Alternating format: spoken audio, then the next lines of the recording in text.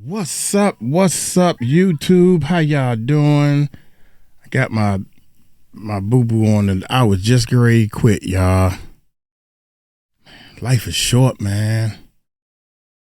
I was just quitting for the day and I got this sad news. The Cosby Show star, Malcolm Jamal Warner, dead. Oh, man. At the age of 54. This gonna be a 2-in-1, man. I'm just going to tell y'all that I broke my neck. I broke my neck to watch that. When the Cosby Show first came out, I had to go to night school. I had to make up so I couldn't see it. And we ain't had no VCR. You couldn't record anything or stuff like that. Oh man, I was real hurt, and everybody at school talking about the Cosby Show. And it was only one time I remember we didn't have night school, and I can watch it. And I enjoyed that one episode, man. I was so rolling on the floor, man, and I fell in love with his character. He was the only boy in in a family with all girls, including the mama. Golly, y'all hit that subscribe button, hit that bell. Y'all say a prayer for his family and everything, man. I done bought all this food, and now I done lost my appetite, man. Y'all know Uncle Mike got a soft heart. So, hey, this is CNN News. And I picked this one because I like what this brother said about him. So let's check it out. Y'all hit that subscribe button, hit that bell. Let's check it out. Malcolm Jamal Warner, dead at the age of 54 on a drowning accident while he was vacationing with his family in Costa Rica. Joining us now, Bomani Jones, host of the Right Time with Bomani Jones podcast, and entertainment journalist Segun Odulo to share their thoughts there. And Bomani, if I could begin with you, of course it was difficult, and he spoke quite publicly about this, Malcolm Jamal Warner, when Bill Cosby was accused, later convicted of multiple cases of sexual assault. He was asked about it in a 2015 interview, and he said, he's one of my mentors, and he's been very influential, played a big role in my life as a friend and mentor. Just as it's painful to hear any woman talk about sexual assault, whether true or not, it's just as painful to watch my friend and mentor go through this.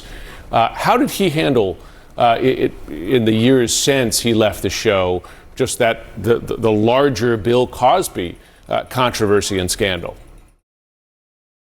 I mean, I guess you would argue that he handled it about as well as he could, because it's not like what Bill Cosby did is something that he himself could answer for. And it's got to be super tricky, not only because Cosby was kind of a vehicle for the fame and what his life ultimately became, but also because specifically the vehicle that they were attached to was so attached to the idea of wholesomeness, and that this guy is like everybody's dad. And then you find out that your dad perhaps might be a terrible person.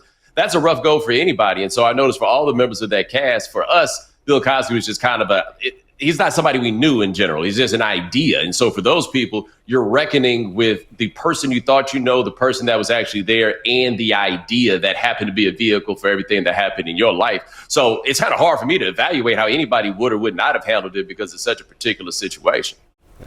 Yeah, Segun, this is, I mean, we all know Malcolm Jamal Warner for this role, right?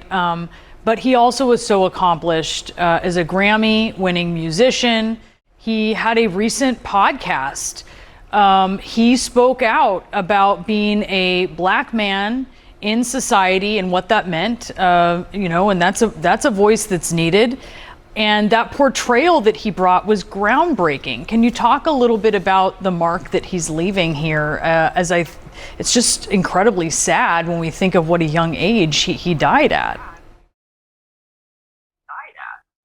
Yeah, the passing of Malcolm Jamal Warner is horrific. And, I know Elizabeth Wagmeister and one of the entertainment reporters that you had on before, but culturally, and I think Bomani and myself can speak to this, this is like the loss of a family member, in that, look, I'm the child of immigrants, and my dad is a PhD. My mom is a therapist. Malcolm Jamal Warner was the first time I saw somebody that looked like me and my brothers on television that my parents could relate to. the conversations that he would have on screen with his television dad were the same conversations about going to college and cleaning your room that I was having with my father. So his voice as a Black man on screen, and then afterwards, just the man he was, the smile, the artist, the Grammy you mentioned. He was also on Def Poetry Jam. There was an aura about him of just class and grace. And for me at my age, it's like losing a family member, because we grew up with him. Like I grew up watching this kid go through the same things that I was going through while he's on camera. And so culturally, his passing is so tremendous to our community as Black men, because he was a father himself. Like he embodied the things that maybe Bill Cosby it turned out wasn't, but Malcolm Jamal Warner was those things. He kept his life private. And so again, I'm almost at a loss for words, because when I saw the news, I could not believe it. 54 is not only so young, but what he meant to me growing up and to a great many of us, to see something like that to see us represented is so powerful. It's definitely a tragic loss, not just for the entertainment community, but the Black community as a whole. We lost somebody that I throw it to you, Bomani. I grew up watching him and laughing, and my dad did the same thing. I brought you into this world, I'll take you out. He just did it with a Nigerian accent. It's such a good point that he, in his life, tried to live up to that wholesome image himself, Shagun. It's such a great point. Sorry, Bomani, go ahead.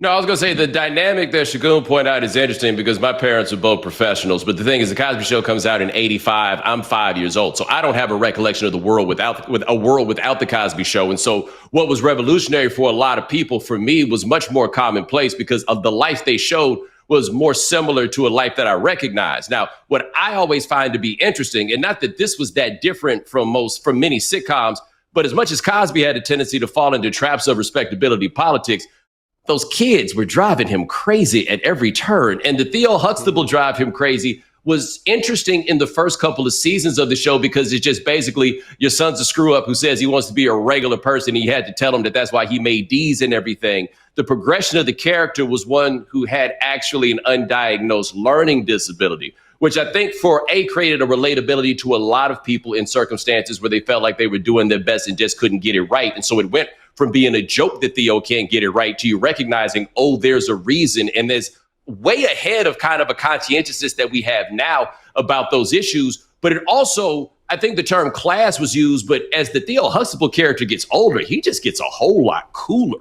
Like that was somebody that you could see by the end of it and be like, yo, I wouldn't mind kicking it like that guy kicks it. So as much as we could talk about like these kind of deeper issues of how it affected Black people, in the end, this worked because it was an entertaining television show. And a big part of why it was entertaining is he gave one of the more realistic portrayals of a teenager on screen while actually being a teenager. Because normally people who get that right are actors who are older and can look back on what their lives were. In real time, he was capturing what a 14, 15, 16-year-old would be in a very relatable format for not just Black people, but also Americans. Like, it's crazy to think how many white people watched that show at the time, given how decidedly Black it was. So we can claim the character very closely, certainly, but let's be careful and not lose sight of the fact that this was an American character that was shared by the country from coast to coast. I'll say, listen, as I said to Brianna earlier, I watched it religiously as well, but I could hear, and maybe you're the same, I hear in the passion, Shagun and Bomani, in your voices just what it meant to you to watch this show, right? I mean, it just comes across with everything you say.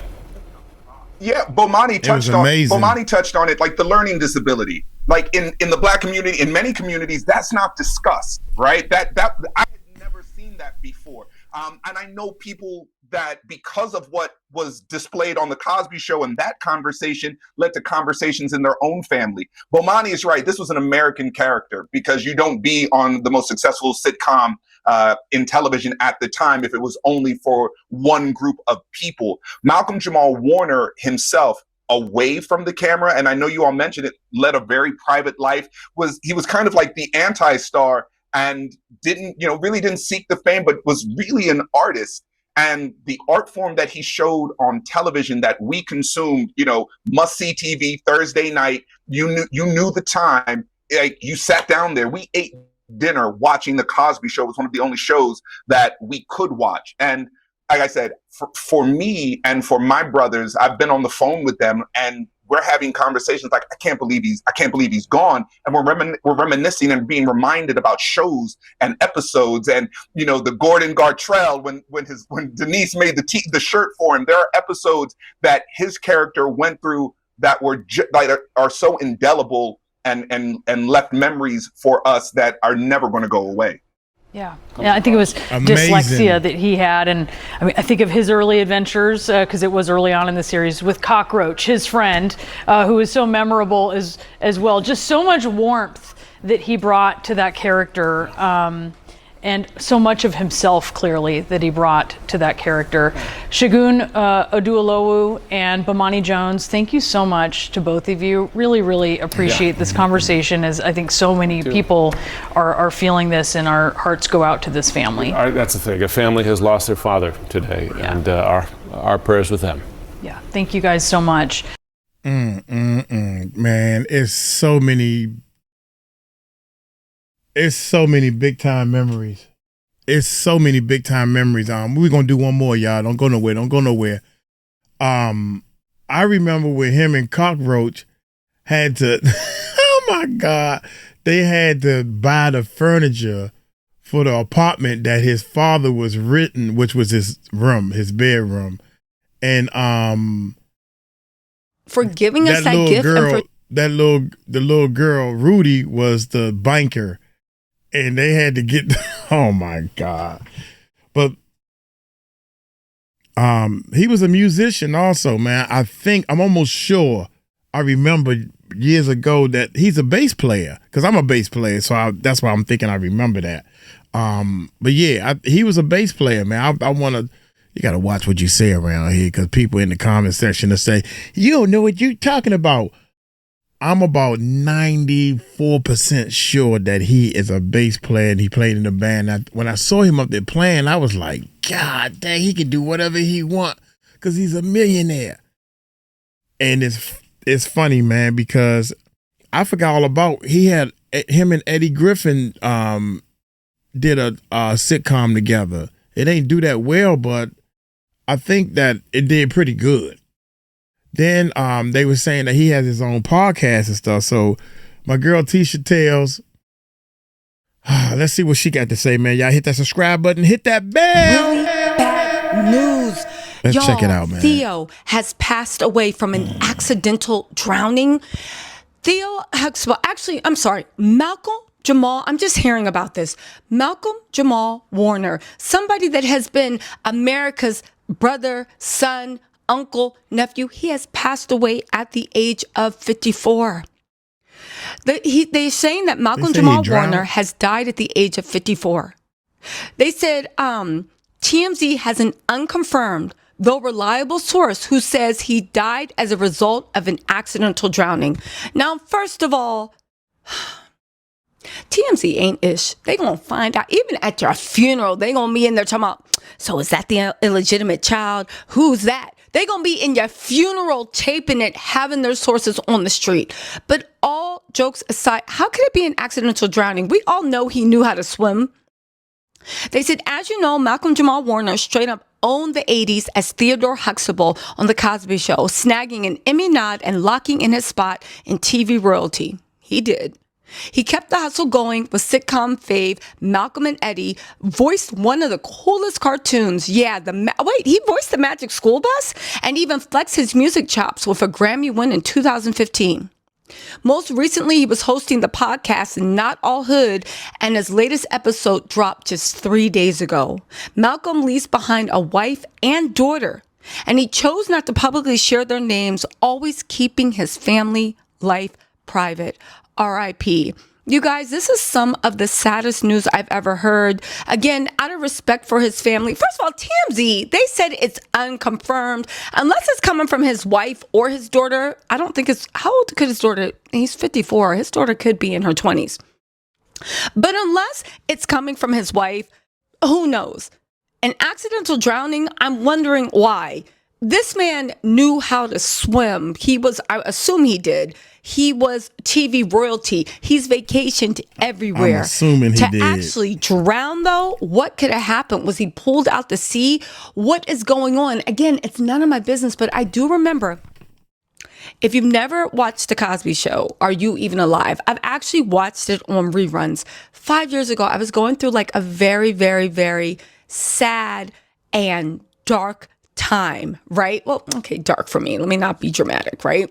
However, I remember watching reruns of The Cosby Show, and maybe it was 6 years ago, and maybe it was 8 years ago. It was an episode where Denise said she was going to make Theo a shirt because Theo wanted to impress Justine. Justine was Theo's girlfriend, his dream girl. And then finally she gave him some play. So Theo was trying to impress Justine, and he wanted a Gordon Gartrell shirt. I guess that was like supposed to be, it was Cosby Show. It was all these cautionary tales. So it was a cautionary tale about like, you don't need all these things for people to like, respect, or love you.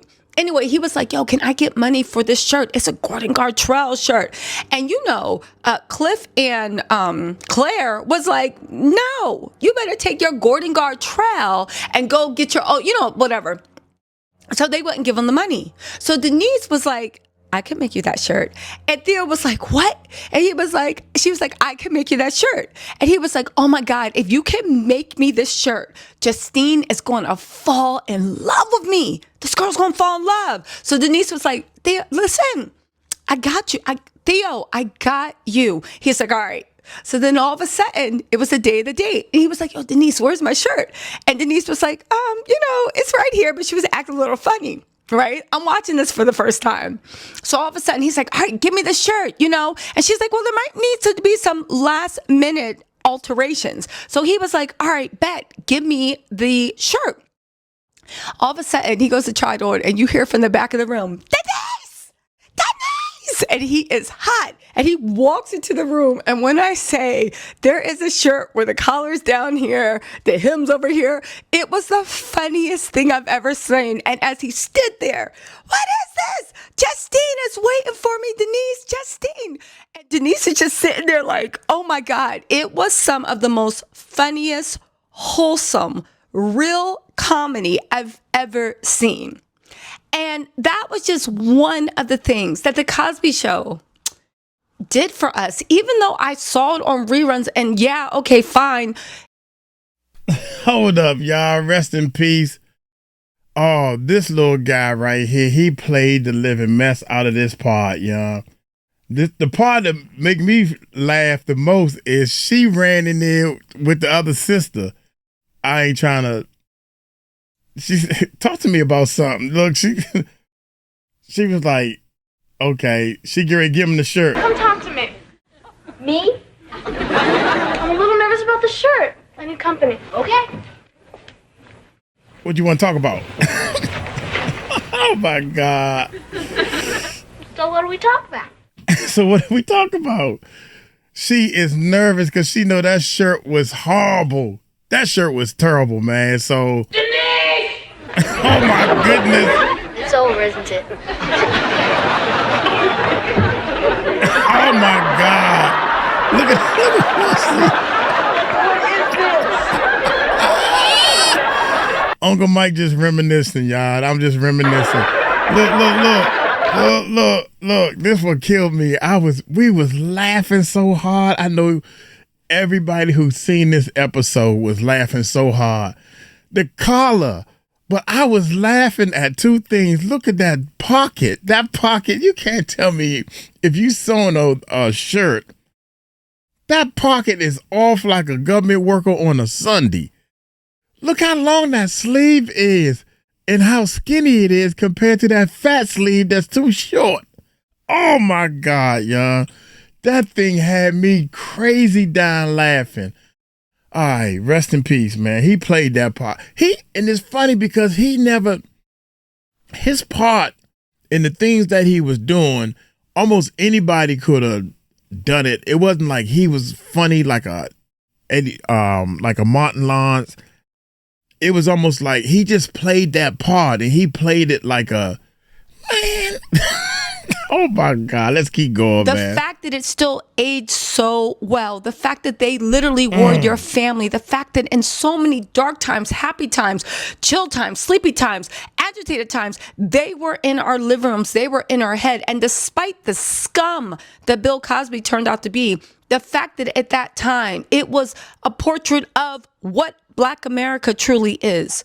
A beautiful, loving Black family with a mother and a father that loved each other and siblings that argued but got along. To me, The Cosby Show was the realest representation of what it means to be Black. And maybe we ain't live in a giant brownstone in Brooklyn, right? And maybe there weren't 11 kids. And maybe, whatever. But at the end of the day, the love they had for each other, the way they had each other's backs, and the way they grew together, cried together, and the way they truly valued and loved their family, that is a representation, the truest representation of what it means to be Black in America and the Black family. So, thoughts and condolences to Malcolm Jamal Warner's family, definitely his daughter, his loved ones. But you know what? Thank you for giving us that gift and for showing not just America in a world of love and hip hops and, Blaxploitation films and all this stuff. And I'm not putting them down, but I am saying in the world of housewives acting a fool. Thank you, Malcolm Jamal Warner and the entire cast, minus Cosby, of The Cosby Show, for not just showing America with the truest representation of what Black love, Black community, Black family, the truest representation we've ever seen on TV. And no shade to the love and hip hops, no shade to the housewives, no shades to the movies that show different experiences in the Black American household. But The Cosby Show was and remains the truest. A mom and dad who loved each other and wanted the best for their children. Sisters and brothers that argued and grandparents that might have just stopped by, but they were there. They were involved. Everybody loved each other and everybody wanted the best, the ties that bond. And it was a beautiful thing and it remains to be a beautiful thing. Something so beautiful that even Bill Cosby and all his shenanigans could not in any way destroy that legacy. Speaking of which, Malcolm Jamal Warner literally actually spoke out about that a little while ago when they asked him about how do you feel about the Cosby Show now that like the dumb stuff that Bill Cosby was up into. And Malcolm Jamal Warner had a beautiful answer. Okay? He literally said, in 2023, he spoke to the legacy of The Cosby Show, noting that amid Bill Cosby's disgrace, the series was still something that we are still very proud of. He said, we share a unique experience that keeps us lovingly bonded, no matter how much time goes between seeing or hearing from each other. Regardless of how some people may feel about the show now, I'm still proud of the legacy and having been a part of such an iconic show that had such a profound impact on first and foremost Black culture, but also American culture. Again, it showed the truest representation of what it meant to be Black American, our family, our culture, who we truly are. Again, who we truly are. It showed that not just to mainstream America, but it showed that to the world. Again, so sad he's passed. So sad. Woo, this has been quite a year. In between, this has been quite a year. Thoughts and prayers to his family, but shout out to the legacy that he actually left. May he truly rest in peace. Oh my gracious, man. Yeah, rest in peace, man. I'm over here fighting back tears, man. I am so sad over this. I got one more. This was one of my favorites, and a lot of people don't remember this, but this was one of my favorites right here when he got that earring. And now I like the acting that he's doing. Look. He like, here come dad. So let me cover up my ears and put on some headphones. Okay, come in. He getting ready, baby. He getting ready. Hey, what's happening, Dad?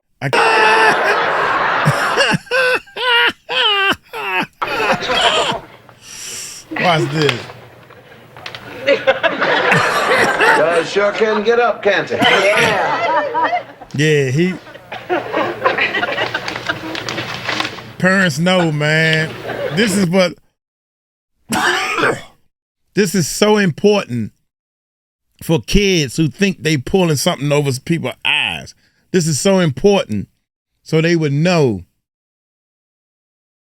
Look here, little boy, before you even do it, half the time I know what you done did. I can tell by the look, that stupid look on your face, until they finally give up. They gonna give up on doing stupid stuff. I know I did. Look at it, look at it. Oh my God. This is crazy, man.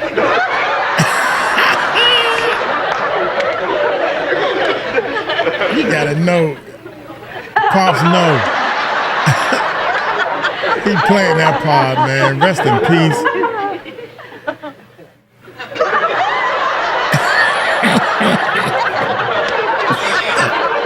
Oh my gracious, man.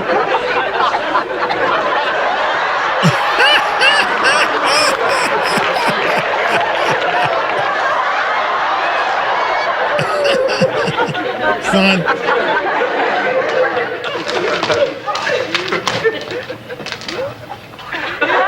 Oh my God, look at this. Denise told you, right? Told me what? About this. Is that a decal? Oh my God. Anyway, man, that part right there tickled me to death, and I thought that was one of his favorite parts, man. And maybe I was just in a laughing mood, but there's so many memories of this Cosby Show. Cosby Show had to be, for the generation, my generation, was the number one show to make you feel proud, make you feel good. Not like God dang it, what's the boy name? He's getting sued. I do all his videos. Fuck, man, that shit pisses me off. Anyway, shout out to Monique.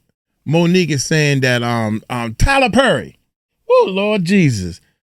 Tyler Perry makes a whole lot of movies that show people in a negative fashion. Y'all know what I'm saying. Bill Cosby put together a show, and my hat goes off to Bill Cosby for this. He put together a show that showed black people in a positive, everyday, normal life. Lawyer, doctor, successful people, wasn't about struggling finances. That's what I like about the whole thing about the Cosby Show. Now, what Cosby did, it had to go to jail for, and they let him out. Shame on you, Cosby. But hey, everybody's human, and the speech he made about Bill Cosby, man, was incredible. So I just wanted to say all that, man. I'm gonna get on up out of here. Hey, y'all take it light, take it slow. Rest in peace. God, man, I cannot believe this guy's passed away. Peace out. Peace out. Peace out.